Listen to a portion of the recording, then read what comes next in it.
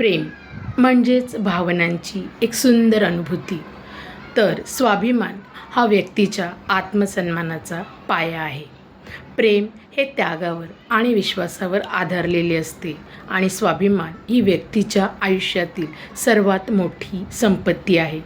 परंतु एखाद्या नात्यात किंवा प्रेमात तुमच्या स्वाभिमानाचा सतत बळी जात असेल तर निश्चितच अशा नात्यात राहणे हे चुकीचे आहे.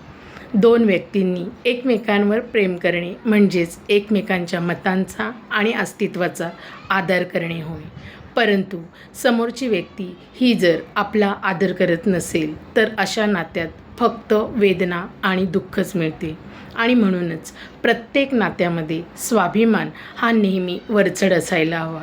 कारण एखाद्या व्यक्तीवर तुम्ही नितांत प्रेम करत असाल परंतु त्या नात्यामध्ये सतत तुमच्या स्वाभिमानाला ठेच पोहोचत असेल किंवा सतत तुमचा अपमान होत असेल, तुमच्या मतांचा विचारांचा आदर केला जात नसेल तर अशा नात्यात राहणे म्हणजे नक्कीच स्वतःला दुःख देणे किंवा त्रास देणे आहे.